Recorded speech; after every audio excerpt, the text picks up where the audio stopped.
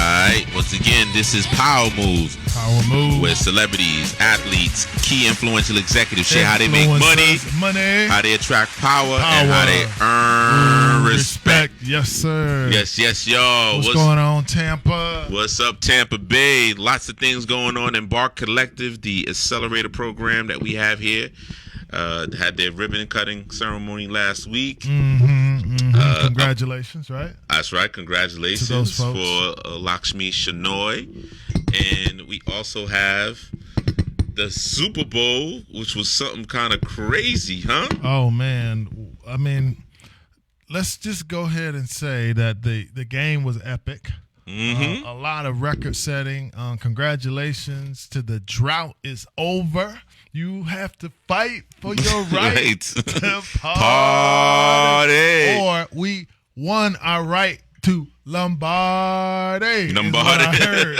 Is what I heard. So congratulations to that franchise and to Andy and Pat. That's right. Yeah, and Andy Reid finally got his ring, which is huge, man. Yep. I mean, such a great coach. You know, has been in the league for a long time, and he finally got his. And you know, Mr. Shanahan, you know, it's 0-2 for him, but you know, he'll be back. Oh yeah, and Patrick Mahomes, you know, they showed a tweet that he had put out when he was 17 years of age, saying, "Wouldn't it be crazy one day to say I'm going to the Super Bowl and I'm going to Disney World." The power of intention, right? Wow, intentionality, amazing, and he just seems so bright and excited about it, and you know, has a great level of humility. And I just love that how he said, you know, what did he learn from last year being one game away? His comment back to Sage Steele at ESPN was, I learned a whole lot. I kept learning as a result of not winning. I never gave up that thirst, and being surrounded by a community of learners, coaches, players. We all supported each other and got back and came out on top. So I'm happy, you know. We got to give it up. We got to make a little fun of this, too. Our president said congratulations wow. to the Kansas City Chiefs and the great state of Kansas. Kansas, yes. Whoa. Nobody is immune. Yes, we're all human.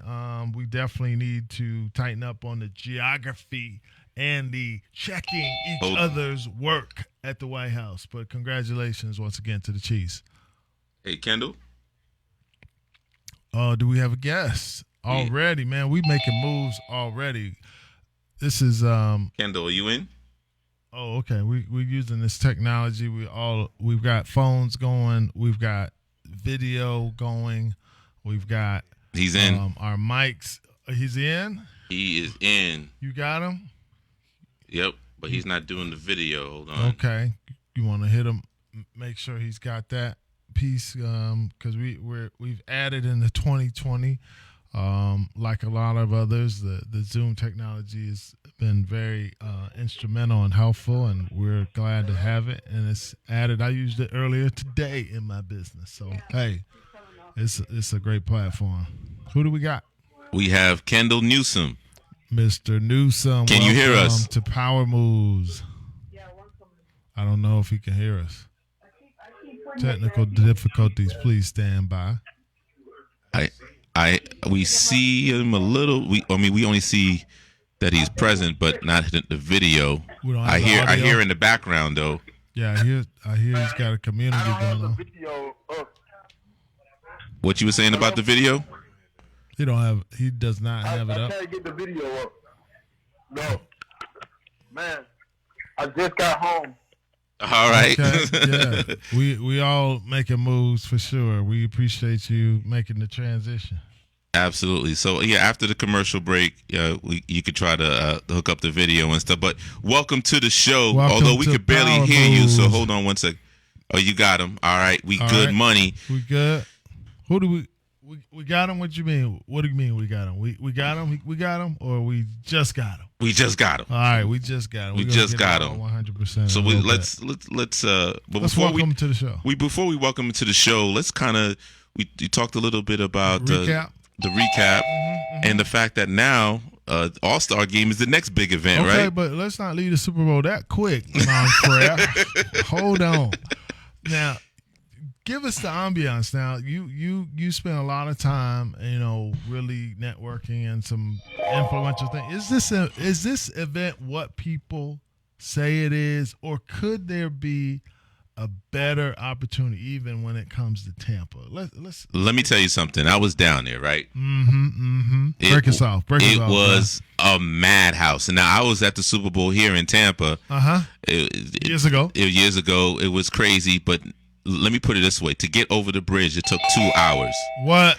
To get over the several different bridges to get to South Beach, where the NFL experience was, it took you about 2 hours. 2 hours. Wow. They shut it down. The beach, because I was down at the beach. The beach was off the chain. Everybody was happy. And think about it. The weather was off a little bit too. And it was overcast. Yeah.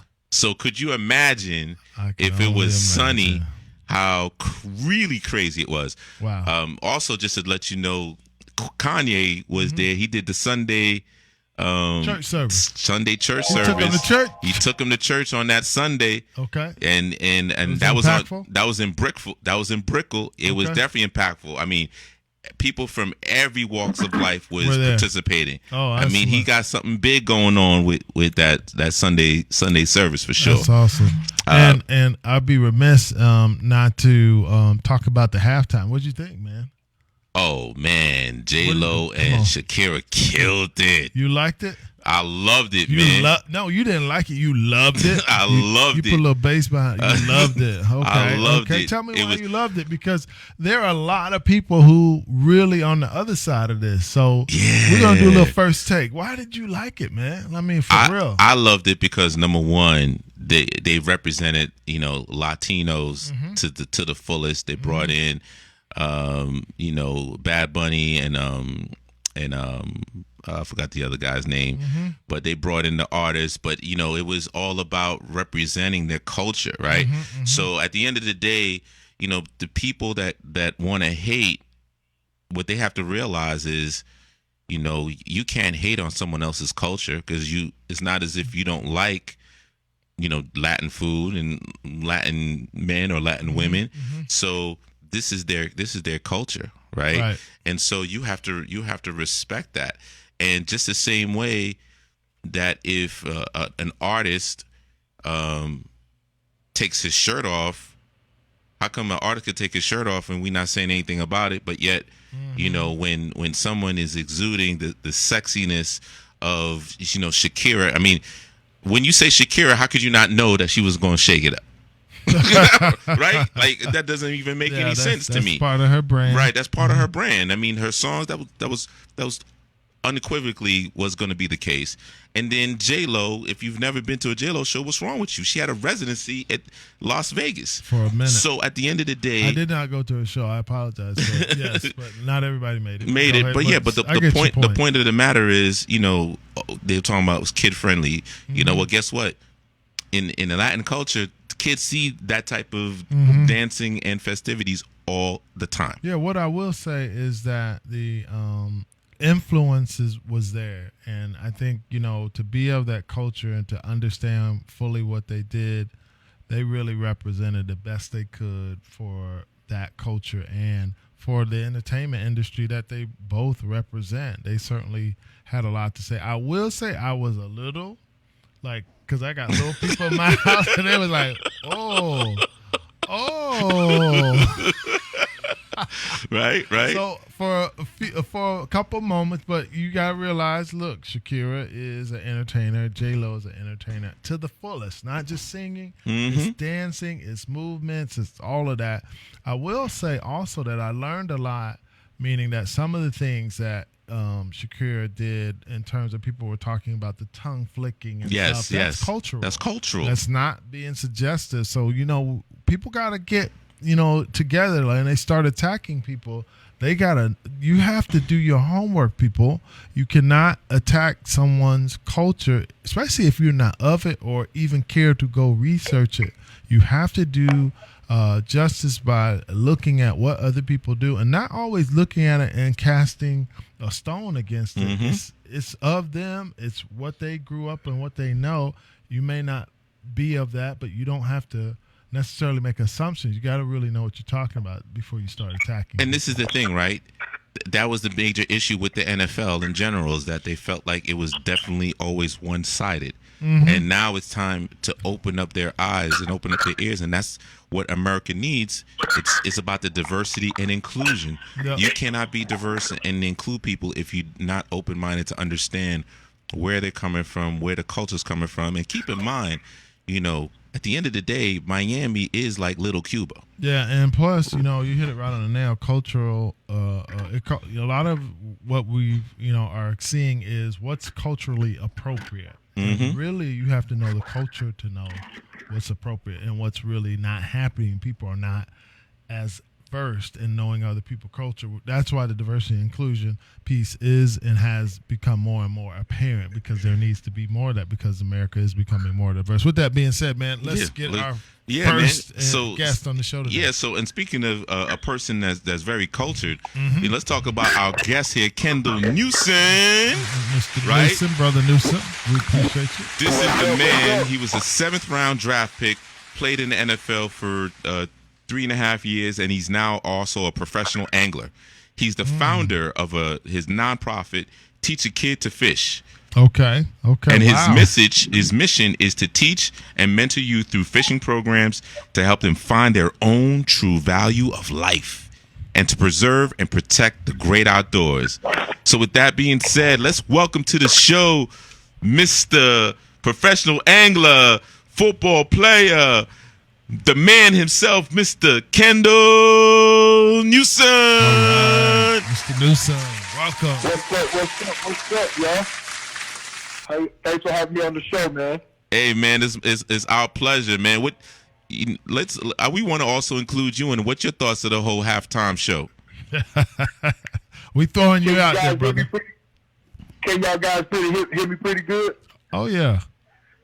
All right, so let me say this: the NFL halftime show, it was pretty good. I won't go into some certain dynamics, but for the show itself, for it to be Super Bowl, for to have those two young ladies doing their thing, they did good, man. I mean, I enjoyed it. It could be a lot of different things that happen. I got a lot of perspective on, the city, where it was at, Miami Gardens, Miami-Dade, things like that. But, as far as the show, I think it was pretty good. Yeah. Well, and I'm happy you mentioned about the whole Miami Gardens, because the Hard Rock, the stadium is in Miami Gardens, and the culture there really reflects where they come from. Yeah. But let's kind of get back to you, my brother. What you want to talk to him about, Kevin? Because you're Mr. Career crossover, Mr. Kevin Carr, yes, and pro to CEO. Yes, sir. And you're my man, 50 grand from Brooklyn. In the house, no doubt. Yes, sir. So, Kendall, man, we are so glad to have you. Talk to us a little bit about, your ability to get to the highest level in sport, and how did that now peak into this new industry in terms of fishing. So let's go twofold with us quickly about how you got to the league, and then how, a little bit of what that took in order to get there. Because I know it was a fight and a struggle, but what did it feel like getting there? Well, definitely coming out of high school, coming out of Decatur, Georgia, got a lot of athletes. I think for me, my coaches, instilled in me at a young age just to fight for everything and be tough, tenacious. And then, me playing basketball, football, and track kind of propelled me to always be in shape year round. And, once I got to the college, I really wasn't thinking about the NFL, but I had coaches that said to me that, you can make it to the NFL, man. It's just going to be on you. So they saw that I had the talent, right? So I think what I did, man, is kind of, quick story. I just changed my perspective, my attitude on life, just changed it to where, every day I went to practice, before I went through the gate, I said, well, let's go. We're going to make this the the best day of practice, no matter what happened. And I think being a great practice player propelled me to being a great football player on the field. To wind up getting drafted by the Jacksonville Jaguars, playing there, playing with Tennessee, playing with the NFL Youth League, and then my longest stint in the NFL with the Miami Dolphins. So I think just hard work and then making good decisions and getting grades and stuff like that kind of propelled me to the NFL. You know, it's a lot of other stuff that I can say, but I just think hard work and then just being focused in on the task at hand, you know? Yeah, I love the fact that you talked about one dimension, and when we come back, we'll talk about that a little bit more, and that's one of the medallions of attitude, because that's part of really where I hear a lot of what you're able to have accomplished early is mindset. Attitude. Mindset, attitude. That's right. All right. Well, with that being said, that's a power move right there. Is have the Power right moves. mindset and attitude. So once again, sir. this is Power Moves Power with moves. celebrities, athletes, key influential executives share how they make money, how they attract power, and how they earn respect. All See you right. after the break. This is We'll In be Touch right back. News, reality radio where everyone is a star. Call in 813-444-9588. Smoothing out your favorite R&B flavors. What's your flavor? Tell me what's your flavor. In Touch Radio. It's the Fabulously Funny Comedy Festival, February 7th at the Yingling Center with Mike Epps. Yeah, Donald Trump, they said he called Obama and said, I did a walkthrough, you left your wave cap in the bathroom. Who's hiding flaming Cheetos in the refrigerator? It's a German Shepherd tied up on the side of the house. Special guest host, Samoa. There's no way I'm going to let you just break up with me and I gave you a kidney. He can say something like, look, this just ain't working. If that kidney working, we working. Every time you pee, you need to thank me. That's it. LaFell Crawford. All the mamas in the house, you always got these threats. You know, these threats they don't never do. They don't make no sense. Like, keep on running your mouth, and I'm going to rip your lips off your face. Gary Owen. My wife's black for real, though. Like, she's black. Dad was in the Black Panthers. I'm going all the way black. Like, we had our kids first, and then we got married. There's a few white people didn't get that dope, man. Get tickets at the box office and Ticketmaster.com. It's the Fabulously Funny Comedy Festival, presented by North American Entertainment Group. Call Ricky. Ask Ricky. You need medical or a lawyer? I got the man to do the legwork for you. We tried the other ones before, so believe we hunted down 813-248-6300. Everything gon' be okay. Call Ricky, he coming. He taking kids state of Florida. Grab a pen or sundown. 184-361 Rick. That's 184-361-425. Never word from the point forward, just recline. Just ask Ricky, plus your boy statewide. Just in case you missed it, I'ma tell you one more time. 184-361 Rick. Call Ricky, ask Ricky. Is a legal medical referral service. The doctors and lawyers in our network are trained in handling auto injury claims and giving you the best medical treatment and recovery. Dial 1-844-361 Rick. That's 1-844-361-7425. Ricky. Ask Ricky. Smooth Soul is In Touch Radio. All right, we back. So we're talking about one of the 9 medallions, right, that stands for champions, and the big medallion is attitude from pro to CEO. Absolutely. If you a pro athlete or if you a up and coming executive and you want to take your career to the next level, you need to get with my man Kevin Carr with Pro to CEO. So Kevin, what questions do you have for our NFL and Bass Fisherman Pro over here, Mr. Kendall Newson? So we were talking, and you hit on mindset and attitude. And one of the things that we do at Pro to CEO, we teach on and train athletes who are in transition, who now have to begin really to lead themselves, is about attitude and other strong management points. But the attitude one, really, really hits home, because a lot of times, your attitude is really about displaying your inside on the outside for all others to see, and how you internally handle adversity or success with dignity or disgust to some degree. And no one can, else supply, that positive mindset for you. Nobody can get that to you but you. So you really have to be really, truly happy with yourself, and it really begins and ends from within. So, man, you really, for me, captured that. So, when you had to make that leap from the league, and it was time, what happened when you knew it was time for you to leave the NFL?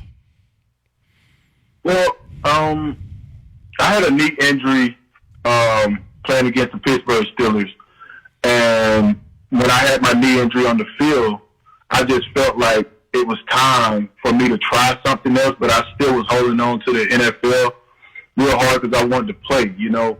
But, you know, over time I started to see that, you know, the NFL is a rough sport. You know, you in there for a minute. It stands for not for long, you know. So you in there for a minute. If you get in the plays, if you get in the money, if you become this, you know, big asset to the team where, you know what I'm saying, you're making the plays and you're going to playoffs every year, then they're going to keep you around. But if you don't have the opportunity to actually make the plays and be there and keep your stats going, then that window is closing up on you really quick. But you gotta witness that, and you know it. Most guys know when that window is closing. You're getting older. You from 23, 25, 27, 28, 29. You start to look at that window closing. But mine just closed a little bit quicker because I injured myself, and I got back on the field. Some other things happened, but, you know, I just knew that it was time for me to go do something else. And I didn't really want to go and start teaching football again. I wanted to teach something in the outdoors where I saw more longevity into the career base for kids, athletes, or whoever wanted to get involved in it. Oh man, that's pretty serious. So how did you get picked up into bass fishing? Like, how did you get started in that? Yeah, well, you know, right after I retired from the NFL, I started to think to myself what I wanted to do. So I started a kids organization called Teach a Child Fish, and a mentor group where we got out and we just took kids fishing. We would meet at Walmart, meet at the local Bass Pro shops, stuff like that, and just take them fishing. And it grew from there where, you know, more parents and kids were enjoying themselves. And I had an opportunity to meet Bass Pro shops and some of the people there. And it kind of just jumped off from there with things that we were doing with them.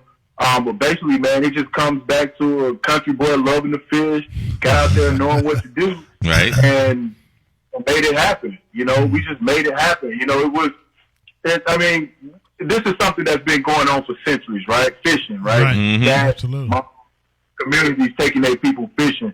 But the thing about fishing is nowadays that I've learned that it's the secrets of fishing that's really the magic of what we're teaching. Okay, so can you share with us the secret that you're talking about? What's the secret, man? Give us the secret sauce, man. Break us up. All right, so some of the secret sauce, let me give you a secret sauce moment. You know where you have maybe a dad and a kid that normally don't fish together, normally don't talk together, mm-hmm. and they come to our event and we put a pole in their hand, put some worms, some bait in their hand, and the dad is really like, whoa, I've been wanting to make my son tough. I've been wanting to make him dig in the dirt. I've been wanting to make him, you know, get in the outdoors. Now that father has that secret moment to where he can express what he's trying to get to his child for him to understand in their relationship. And I think the outdoors kind of capture those moments secretly without us having to so much say it or express it. It just happens naturally. So like a kid catching his first fish for the first time, you know, you see his eyes get big, he starts smiling, he's running around, he's clumped up, he's like, man, I caught my first fish. Mm-hmm. This thing is jumping all around. And we say, touch the fish. I don't want to touch the fish, you know. I don't want to grab it. You know, it's those moments it's those moments that kids and family and people that you start to realize that kid's going to cherish that moment for the rest of his life. Mm-hmm. You know, he'll be on a show like this later on in life explaining to someone, yo, yeah, man, I remember when I caught my first fish, we was da-da-da-da-da. So even in the workplace, when you're talking about people in the outdoors, those moments and those secret moments that make people think about who they are, what they're doing and who they can become, I think fishing kind of secretly put that vision in their mind because they're concentrating on catching the fish. They're concentrating, sitting there waiting for something to happen, and they're thinking. So I think those are the secret moments, some of the secret things that happen. I love that. Now, when I was growing up, I did fish. We actually went a little bit everywhere to find fish, and we could never find the fish, man. I was just so upset. So, how do you get people hooked on fishing? I mean, the father-son component, but when people leave, how are they different?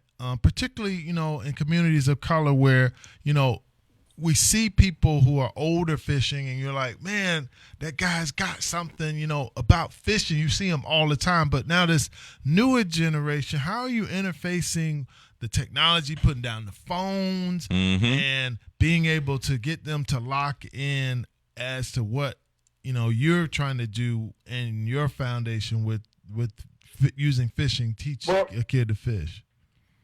I think fishing, our program is a bridge to other outdoor recreational things, right? So, it's a bridge to basketball. Outdoor recreation is always a bridge to some type of sport because most sports are outdoors, right? Right. So, the athletic ability that some kids come with, throwing a fishing pole or just some athletic things that they're doing on the water, or like what you said, man, how do I find these fish? What do I throw to them? How do I tie this knot? How do I keep these kids engaged? How do I keep them coming back? So, you'll find the group of kids that really want to do fishing and really want to come back to it. But some of them, they might fish first time 2-3 times. They're like, I'm not interested in it. Right. Just like basketball or football. Right. They figure out, well, I'll go play. I go to the band, or I go golf, or I go tennis. Right. But I think for us, we're concentrating on all of those kids and then getting surveys that'll help us engage the right amount of kids to stay in the fishing industry. The fishing industry is an $887 billion industry on the consumer spending. In every state, it's over $1 billion of jobs in the industry.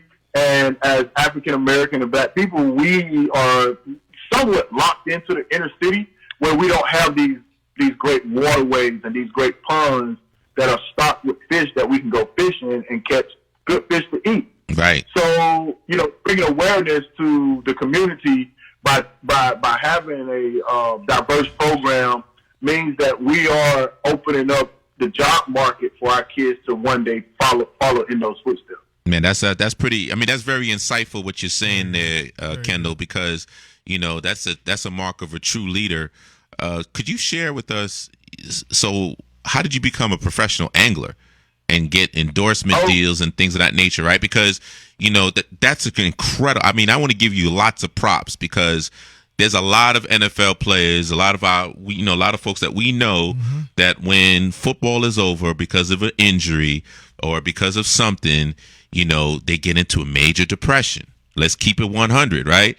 There's a little bit of a PTSD thing going on. They're sad, they're gaining weight, you know what I'm saying? And what happens is, they have no identity because all they had was football. But you made the power move to pivot, and thank goodness for your parents, so you could share a little bit about that. But but all of a sudden, not only did you create your foundation because that was your passion, you turn your passion into, your hobby into a profit or a nonprofit, but then you also became a professional angler and got endorsed. So could you share with us, how did that happen? Well, that happens, I get that question all the time, man, by kids. I go to trade shows, expos, boat shows, and people want to know, how do I get to be a professional angler? What do I have to do? And it's really no rules. A lot of people give you rules to it, but it's really, what Black angler or Black father, grandfather has a $60,000 boat, $40,000 boat laying at home? Nobody. Not many. Or you even to train on. So And then you're going to say, okay, my dad going to go buy a $60,000 boat, or he's going to go buy a $60,000 car for the family. He's going to buy a car. Right. So what happens is, in the city, I can go buy a basketball or a football, and 30 of us can play with that, right? Right. That's only $12. Right. So what happens in fishing is, it's a highly expensive sport, something like golf. You know, more white America is fishing during the fishing tournaments and things like that. But you know, you have great anglers that fish from the bank all the time that are in black communities that know just as much about fishing, but they can't get to a pro angler style of fishing because it's so expensive. Right. So you have to have sponsors, and you got to know how to get sponsors. So what I tell people is, do you have a fishing resume? If you have a fishing resume, then you need to. If you don't, you need to build a fishing resume. And it's just like a job resume. So build your fishing resume just like a job resume. But in a fishing resume, you're going after the sponsors that you want to sponsor you. Now, the new thing that I've added, it doesn't have to be fishing sponsors. It can be hair products. It could be car companies. It could be Subway down the street. Whatever it could be, you know what I'm saying? It could be the coloring book store. I don't care what it is. Just make sure that those people believe in you, whether it's $500 here and things like that. But I'm going to tell you, pro fishing, you always got to pay an entry fee into a tournament. So it's either going to be from $250 to a pro tournament, a pro series tournament is like maybe $1,500 and up. So not only do you got to get the boat, the gas, the truck, the gear, you also got to pay to be in the tournament. Right. You see what I mean? Right. Yeah, huge. It kind of knocks us out the box if you don't have the cash to go and play around with to make yourself a professional and the sponsors.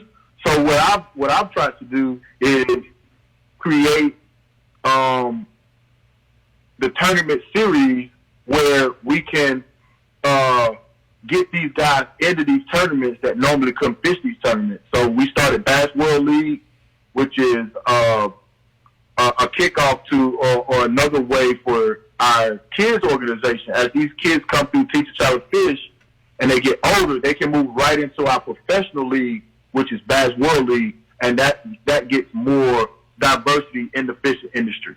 Wow, that's brilliant. That's brilliant because you taking your passion and then now you building your own industry. It's almost like your own AAU for fishing. No one's in that like you doing it, brother. Yeah, no doubt. So yeah, man. So where we just had our tournament. We just had our first tournament of this year at Lake Kissimmee. 2 years ago, we had a 2-time Super Bowl champion win our championship. So we've been doing this since 2016. It's really getting legs now where people are looking at it. We're Bass World League, I'm the owner of it, founder and owner of it, the founder of Teach a Child to Fish. And what we're trying to do now is find investors, business partners, and people that say, I like what you're doing. Teach me a little bit about it so I can invest in it. And I'm telling you, it's a money game, man. Right now, in the fishing industry, there's no one that you, me, or anybody in this world can call out that's black, that's making $20 million, or that's making $20 million a year. Right. I don't know who that is. Wow. So it's wide open. It's just an expensive sport. You got to have some ways to do it right, though. Yeah. So talk to us about what it took for you to now get in the angler level, and particularly like the skill sets of consistency. When you think about what you've done related to somebody who might want to start a business, when we come back, I want you to think about that. we keep getting you during the breaks, don't we, Ken? Yeah. On my question. What's up? No, I'm kidding. We got it. Let's go. Yo, that's right. This is Powermoves. We getting ready to go on break, but we're gonna get back to that question after the break. This is Powermoves with celebrities, athletes, key influential executives share how they make money, how they attract power, and how they earn respect while fishing. So So this is In Touch News, reality radio, where everyone is a star. Call in 813-444-9588. All right, we'll be right back. Don't go nowhere. When it comes to reality radio, everyone is a star. I know that's right. On your smooth soul and R&B station. On the World Wide Web. Access granted. In Touch Radio.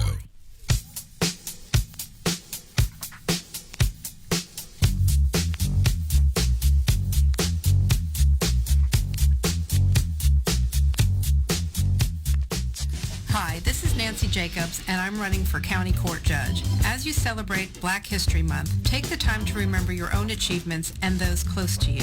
Everyone's contribution makes a difference, and I want to make a difference too. That's why I'm running for judge. I'm Nancy Jacobs. I'm running for County Court Judge. Vote for me.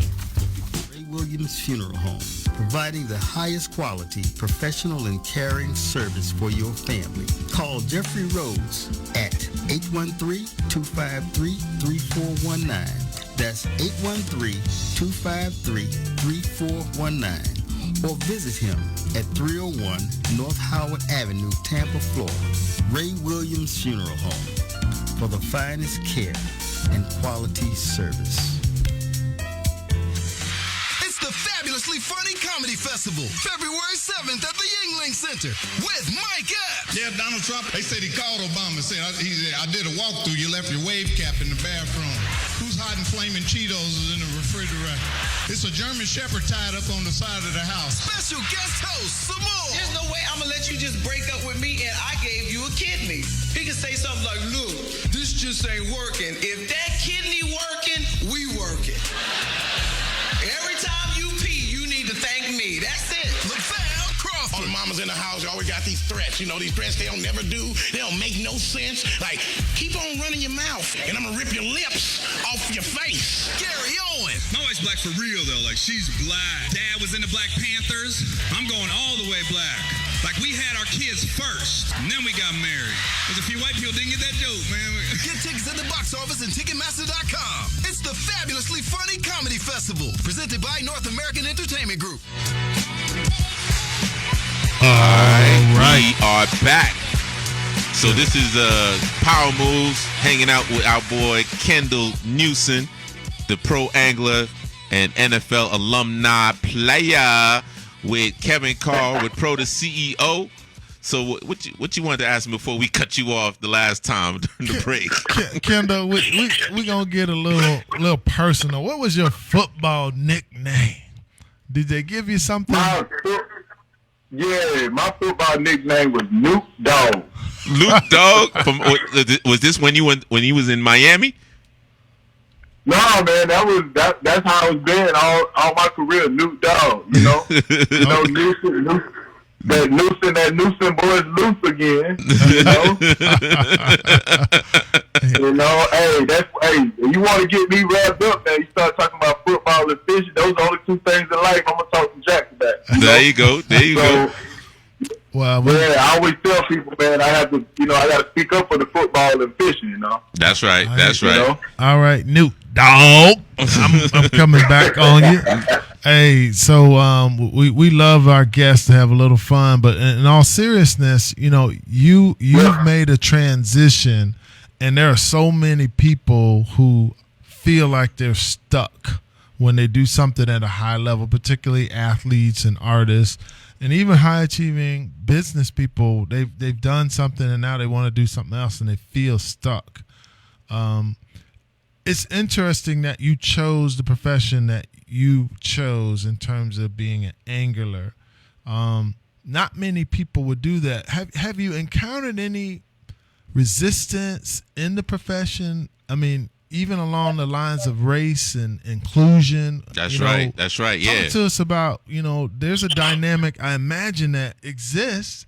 You're a big brother. You coming in there, and then you're in a territory where we don't see a lot of people that look like us. And I'm just wondering, if you have, what was it? You can tell us a story if you need to. And then how'd you overcome it? And what'd you learn from it? Yeah, this is Black History Month, man. It's your time to represent. I know, man. This is it. You a black angler, man. Yeah, you are making history. You're the first one I ever met. I say this. It's crazy because you have to know the nature of what you're getting involved in, right? Any business, you got to know the nature of it. Not so much the business, just the nature of it, right? So fishing has always been one of those great pastimes where you go out to a country pond or you go out to a country lake. Fortunate for me, my dad taught us real early. You know, we would go an hour, 2 hours away from the house into the country, man, and I would see my dad, which is a Vietnam vet, he would walk up to anybody's door and knock on it. Hey, can I fish in the backyard? Can I fish in the pond? People be looking at him like, you know, like, this dude crazy.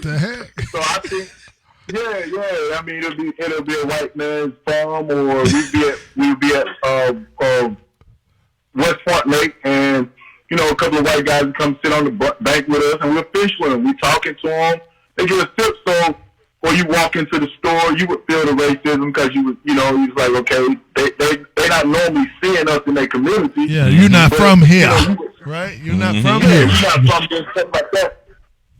And then that's why I say you got to know the nature of what you're dealing with, you know. And some people will try to deter you from your goals and your vision. But I think once you confront it with it, you know, some of it is anger, some of it you're mad. But I think, like you said, you know, you look at your passion and what you're trying to get done and what you're trying to accomplish to where, you know, that it's just idiotic and stupidity. That, you know, and for me, it's always been that I'm not in fishing and I'm not doing teacher child fish and I'm not doing Bass World League and in fishing for myself. Right. And I think if you do it for yourself, you might get caught up in that. But I'm doing it for you guys. I never met you guys. I never talked to you guys. Never talked to the audience. But I know that I have to be a leader to where I can tell you, yeah, racism is in fishing. It's in a lot of things, but the pure passion of fishing, the pure want to be on the water with your partners, with your boat partner, with your comrades, with your family, with other people, being diverse is what it's always going to be about. You know, a couple of bad apples can't stop that. The outdoors doesn't belong to anybody. That's no right. one owns it. That's right. That's no right. one owns lakes. No one owns rivers and canals and oceans. No one owns those fish out there but God. So that's a power move statement right there. That's a power move statement right there. No one owns it except for God. That's real. So, you know, could you share with us a little bit about, you know, how this has also helped position you with some awesome relationships? Are you open to share a little bit about that and what you're doing there with your nonprofit and your fishing?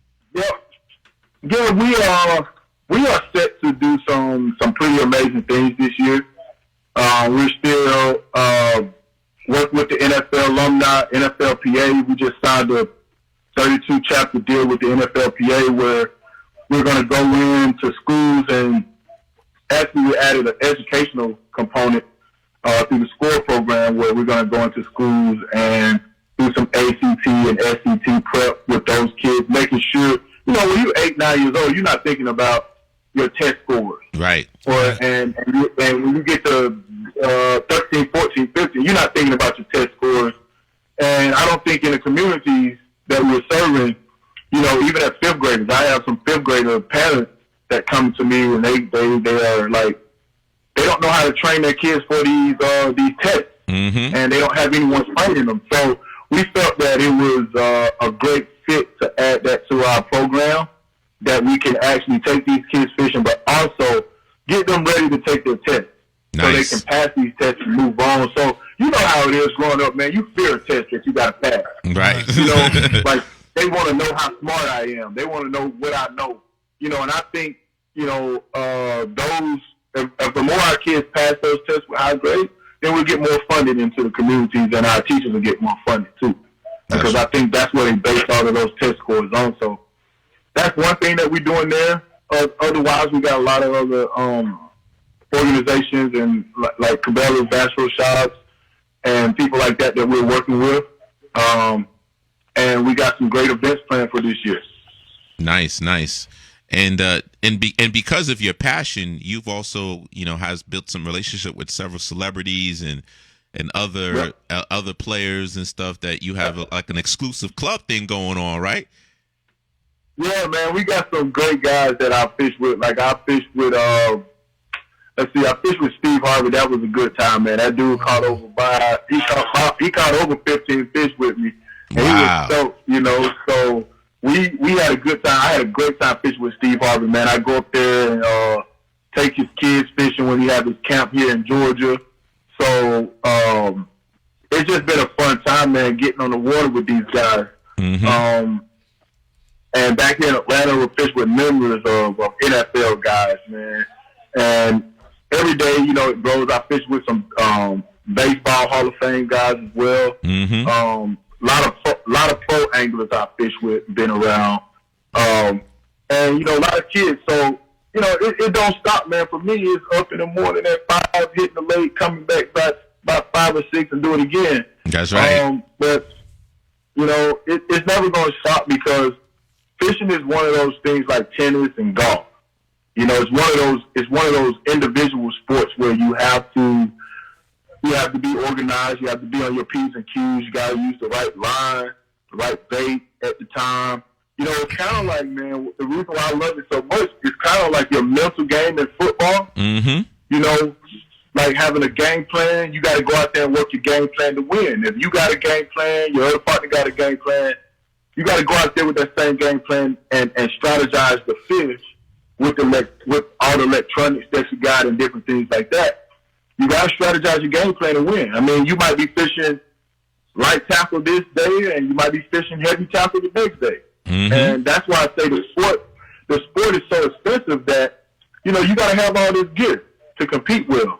I mean, I might buy, say, a $35 spool of line, put it on one day, and strip most of it off to put something else on. That's $35. That's $35 a pop. Right. So it's definitely something that we love as fishermen. There's a lot of brothers out there fishing. There's a lot of brothers out there doing great things. Mark Daniels Jr., Ish Monroe has been leading the way for a long time. Hold on one second. We got a caller. All right.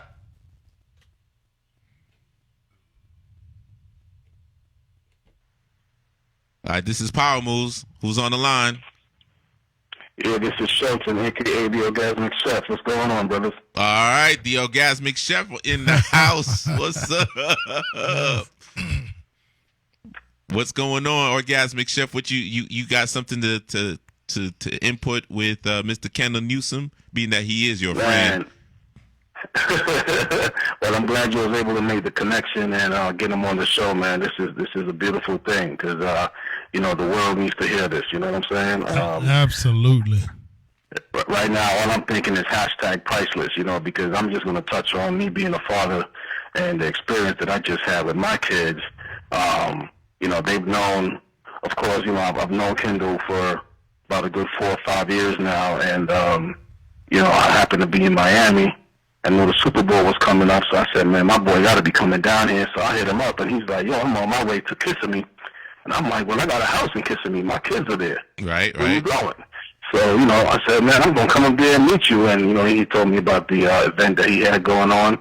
And my kids didn't know that I was coming up there, much less knowing that they were going to go on a Saturday morning to go fishing for the first time, Mm-hmm. And they have the Teach a Child to Fish T-shirts for years now.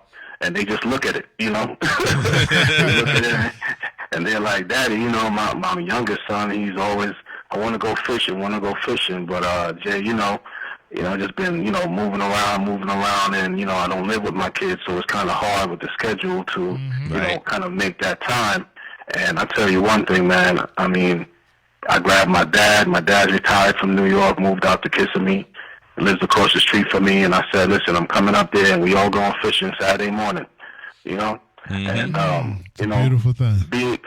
Being a native Trini, born and raised in Trinidad and, the West Indies, I left at an early age, so I wasn't able to go and do a lot of the, you know, the outdoor stuff that, you know, our island people are known for, you know, even though, you know, I've been around the sea. But so quietly, you know, for me, it was like, damn, my kid's about to blow me up. You know, I don't know a damn thing about fishing. I don't know how to do a rod. You know, I'm about to just play it cool. You know, I'm just going to be like, yeah, that's my celebrity friend right there. Yeah, you know. And I totally just sat back, man, and it was just like to see. So my 3 kids, 2 boys and a girl. The youngest girl, she's 10. The youngest son, he's 11. And the oldest one is 13.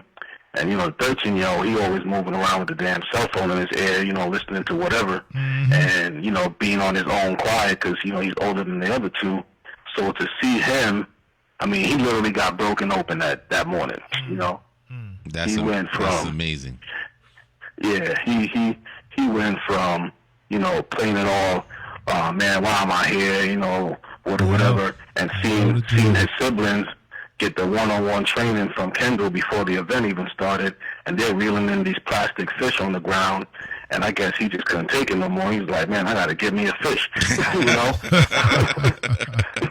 So, you know, when you guys were talking about, you know, just, you know, that secret source of just the inevitable happening without it being forced, I mean, it's just literally nature and it's working right there in front of you, you know what I mean? And as a father, like I said, getting that moment to bond with each individual kid because they all just want to take their rods and go off by themselves, you know, and I'm telling them patience is the game, you know, this is fishing. This ain't like the video game where you just press A and B and jump and you're going to catch a mother, you know?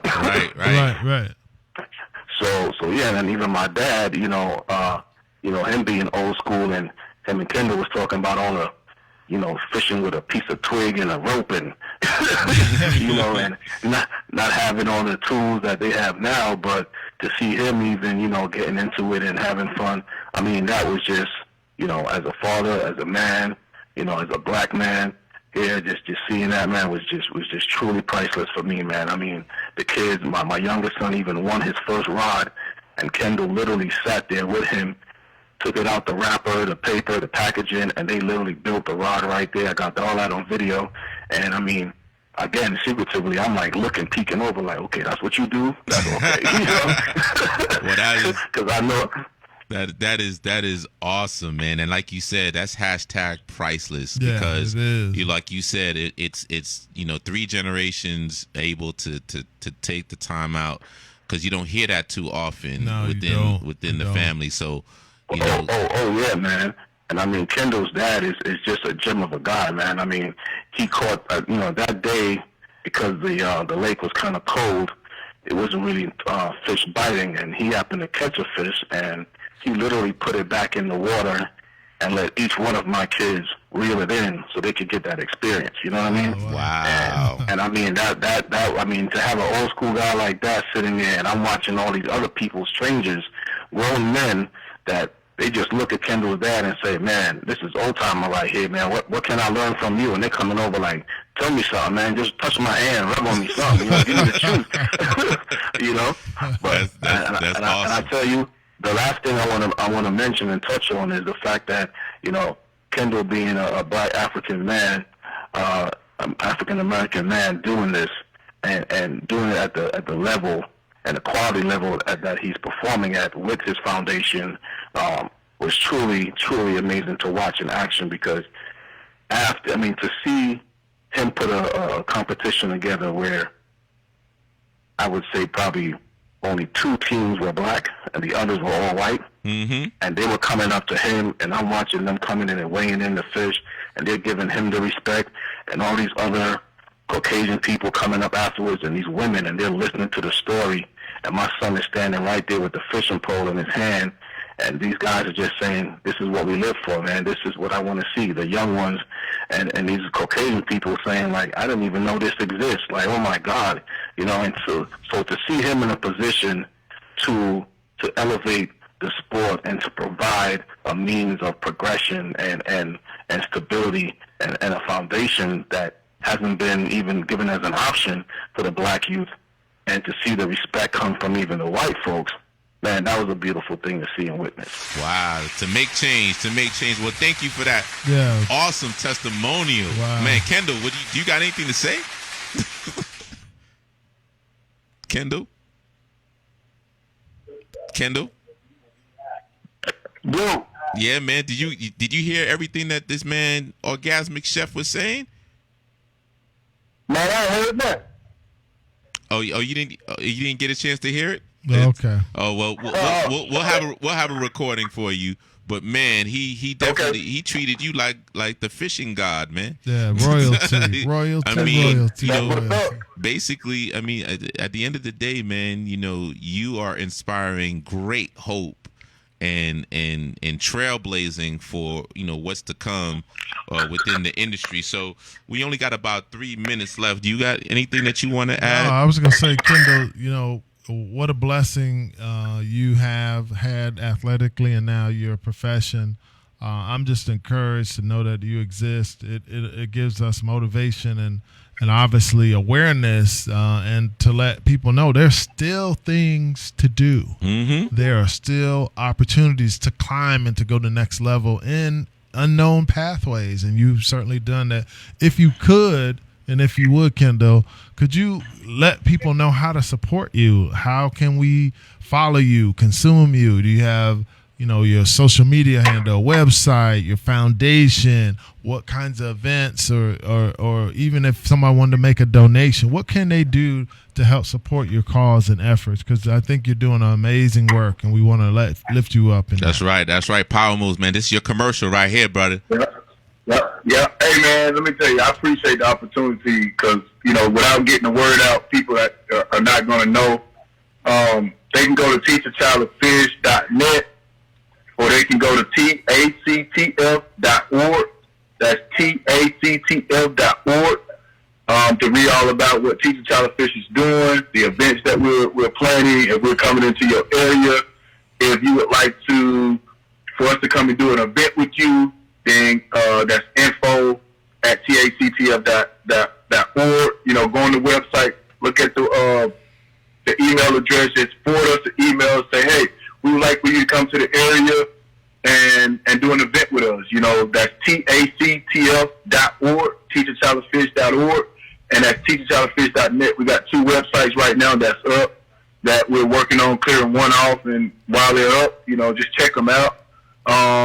Like I said, we got a mobile fishing pond, man, where some of the inner city kids, they can't get out to a lake, you know, so we bring the fish right to them, 300 catfish, and catch catfish right there, man. We have a big fish fry. We have a great thing, and we can get you a free quote on that just to come there and express the love for fishing, man. Like I said, you know, getting it out is key. My personal email address, I give you that. That's kendall.fishing@gmail.com. Some people, you know, hit me up there, man. It's a totally open book when it comes to our people and get them in the outdoors and fishing. Go ahead.